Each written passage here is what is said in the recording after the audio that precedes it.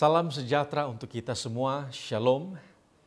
Saudara-saudara dimanapun Anda berada, pada saat ini tiba saatnya kita akan membuka lembaran firman Tuhan. Mari kita berdoa kepada Tuhan agar kiranya firman Tuhan yang akan kita belajar bersama pada saat ini dapat memberikan kita kekuatan iman sehingga kita dimampukan untuk menjalani kehidupan kita, untuk menghadapi persoalan-persoalan dan juga tantangan-tantangan hidup yang datang di dalam kehidupan kita. Sebelum kita akan memulaikan pembahasan firman Tuhan pada saat ini, mari sejenak kita tunduk kepala dan kita berdoa. Bapa kami yang bersemayam di dalam kerajaan surga, pada saat yang indah dan diberkati ini, kami rindu ya Tuhan untuk mendengarkan firman Tuhan. Berkati kiranya hamba-Mu yang akan menyampaikan firman Tuhan ini. Berikan kuasa dari surga agar dapat menyampaikan firman ini dengan baik. Dan juga berkati saudara-saudara kami yang mendengarkan. Biarlah mereka boleh diberkati dengan kuasa Roh Kudus sehingga dapat memahami dan melakukan firman ini. Terimalah doa kami Tuhan. Persiapkanlah kami karena kami berdoa di dalam nama Yesus yang adalah Tuhan dan Juru Selamat kami. Amin.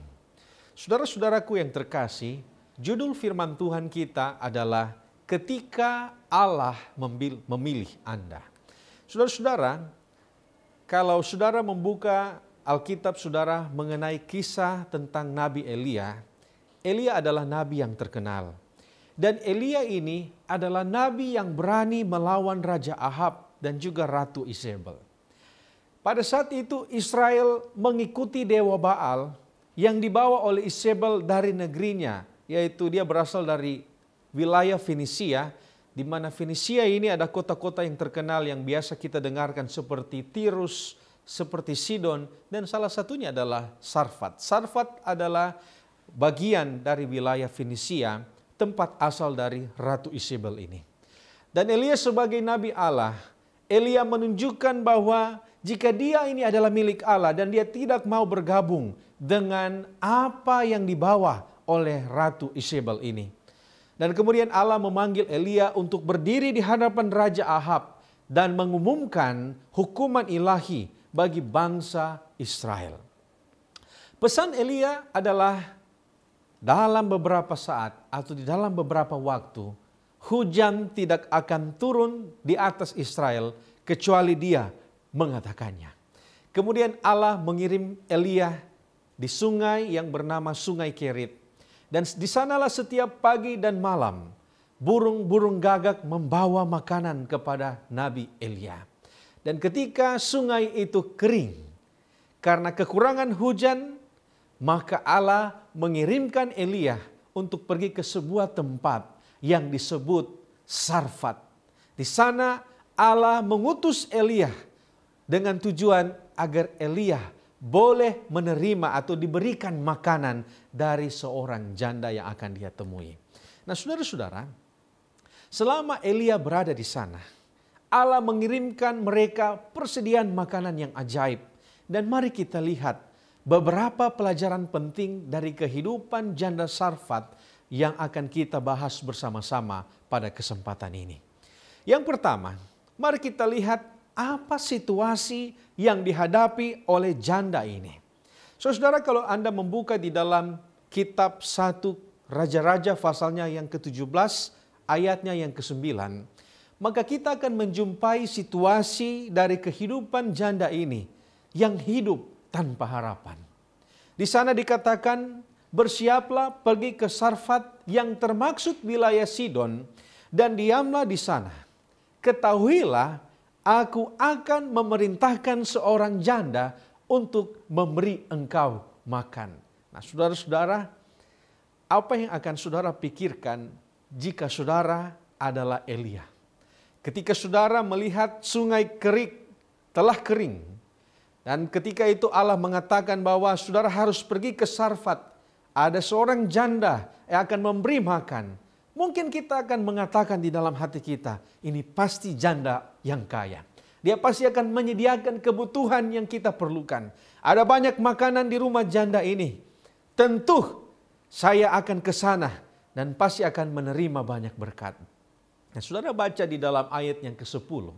Sesudah itu ia bersiap lalu pergi ke Sarfat. Setelah dia sampai ke pintu gerbang kota itu, Alkitab katakan seperti ini. Tampaklah di sana seorang janda sedang mengumpulkan kayu. Saudara-saudara, saya percaya mungkin pada saat itu Elia baru sadar. Ternyata janda yang akan dia temui bukanlah seorang janda yang kaya.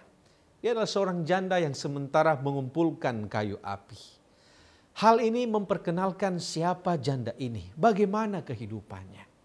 Dan pada saat itu ia berseru kepada perempuan itu, katanya, "Cobalah ambil bagiku sedikit air supaya aku minum." Nah, saudara-saudaraku yang terkasih, ada beberapa hal penting yang perlu kita lihat untuk mengerti bagaimana keadaan janda di Sarfat ini pada saat itu. Yang pertama, janda ini adalah seorang janda.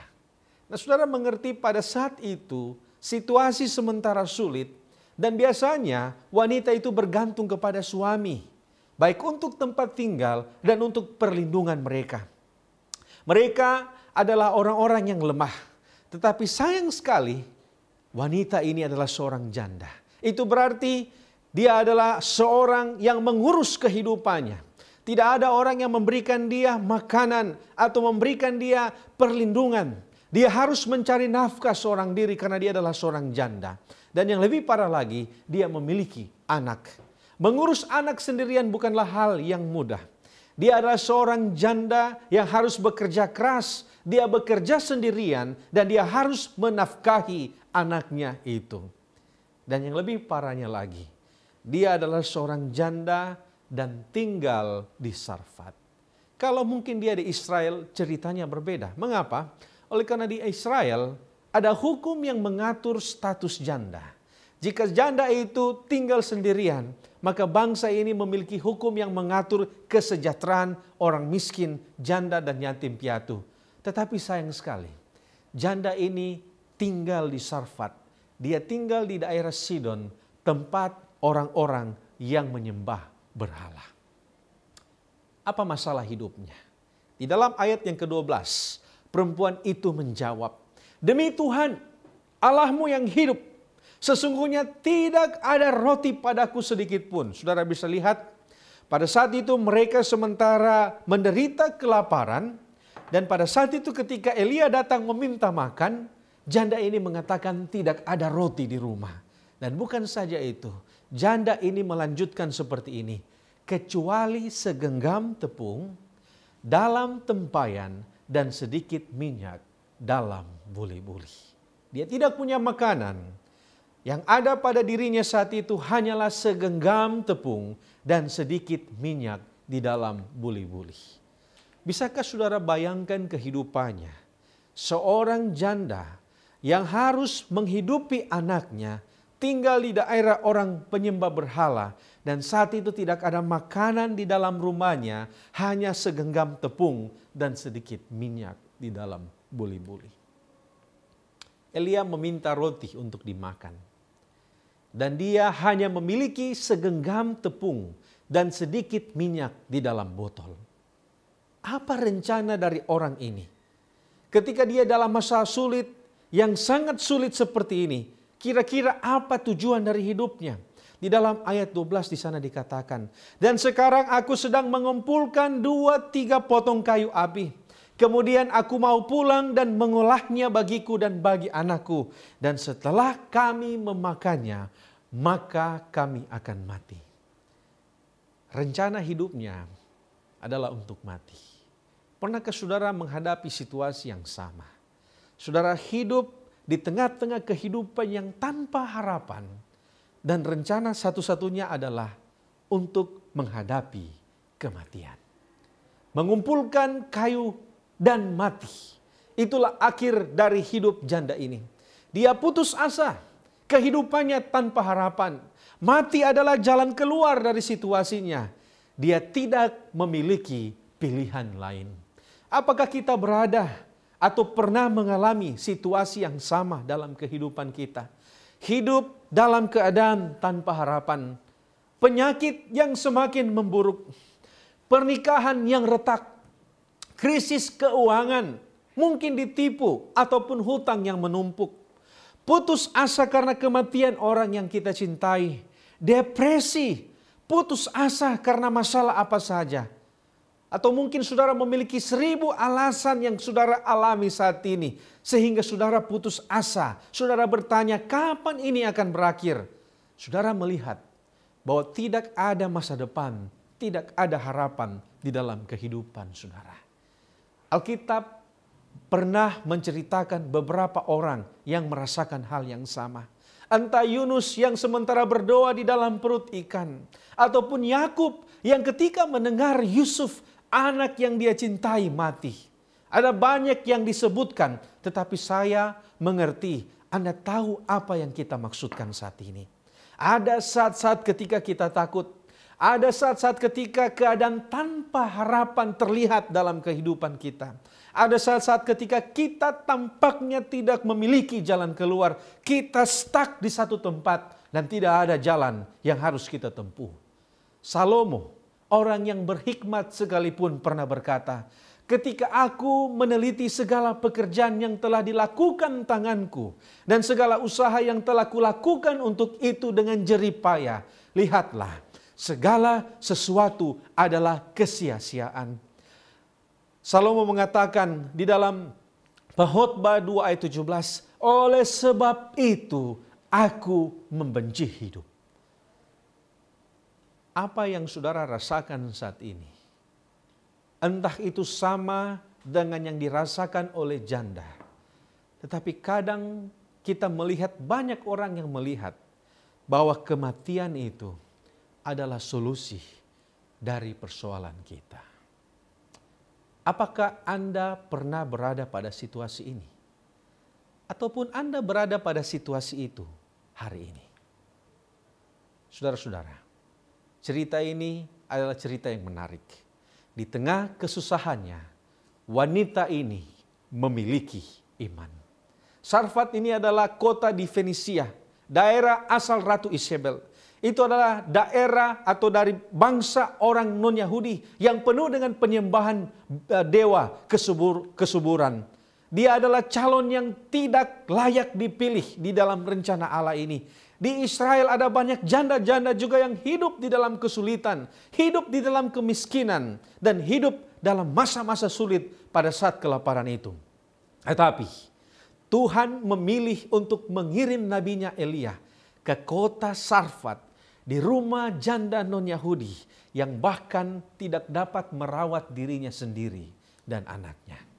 Janda non-Yahudi yang miskin ini terperangkap di dalam dosa. Dia kehilangan arah dan tanpa harapan. Tetapi Allah di dalam kasih karunia-Nya menyatakan dirinya kepadanya. Dan saudara, tidak ada seorang Yahudi pun di Israel yang akan memberikan waktu atau memberikan apa yang dimiliki padanya seperti wanita miskin ini. Tetapi Allah mengasihinya saat itu dan Allah menyelamatkannya. Ini adalah hubungan yang tidak biasa. Janda ini digunakan Allah untuk merawat nabinya. Dan Allah menemukan tanah liat untuk rodanya di tempat-tempat yang tidak biasa. Dia mengambil apa yang tidak diinginkan oleh orang lain dan menjadikannya sesuatu yang mulia. Itulah yang dia lakukan dengan janda miskin ini. Dan itulah yang dia lakukan dengan orang-orang seperti saya dan saudara. Ketika Elia meminta makan, janda ini menceritakan kisah kesedihannya kepadanya. Tidak ada makanan. Yang kami punya hanyalah tepung yang sangat sedikit. Kita tahu ketika Elia mendengarkan itu semua, Elia paham apa yang dirasakan oleh janda ini. Tetapi tanggapan dari Elia sangat aneh. Elia justru meminta apa yang dipunyai janda itu saat ini. Kalau kita baca di dalam ayat 13. Tetapi Elia berkata kepadanya, jangan takut, pulanglah, buatlah seperti yang ku katakan. Tetapi buatlah lebih dahulu bagiku sepotong roti bundar kecil daripadanya. Dan bawalah kepadaku, kemudian barulah kau buat bagimu dan bagi anakmu. Saudara, Elia tidak tahu bagaimana Tuhan akan memberi makan kepada mereka. Tetapi dia tahu bahwa Allah setia pada firman-Nya. Elia tahu bahwa hujan berhenti karena dia berdoa dan Allah akan menghentikannya jika Allah berkehendak. Elia tahu bahwa Allah telah berjanji akan memberi makan dia di tepi sungai Kerit dan Allah telah menepati janjinya. Jadi pada saat itu Elia tahu bahwa Allah bisa dipercaya juga di tempat itu. Di ayat yang ke-14, di sana dikatakan, sebab beginilah firman Tuhan Allah Israel. Tepung dalam tempayan itu tidak akan habis, dan minyak dalam buli-buli itu pun tidak akan berkekurangan, tidak akan berkurang, sampai pada waktu Tuhan memberi hujan ke atas muka bumi. Bagi Elia, dia tidak masalah oleh permintaan itu, karena dia memiliki iman kepada Allah. Tetapi janda itu menghadapi ketakutan besar. Janda itu tidak paham. Dia tidak tahu apa yang sementara terjadi. Yang dia tahu saat itu hanyalah Allah yang dia tidak kenal berfirman kepada seorang yang dia tidak kenal untuk memberi makan kepada pria yang baru dia temui pada saat itu. Tetapi janda ini memiliki iman yang luar biasa. Ayatnya yang ke-15. Lalu pergilah perempuan itu dan berbuat seperti yang dikatakan Elia. Maka perempuan itu dan dia serta anak perempuan itu mendapat makan beberapa waktu lamanya. Kita mungkin bertanya-tanya, apakah janda ini penuh ketakutan ketika melihat Elia makan makanan terakhir mereka? Saudara, segenggam tepung itu tidak banyak. Dan ketika dia memasak roti untuk Elia, dia telah memberikan semuanya kepada Elia hari itu juga. Terlepas dari ketakutan dan keraguannya, dia telah menerima janji Allah. Dia telah mematuhi perintah Allah.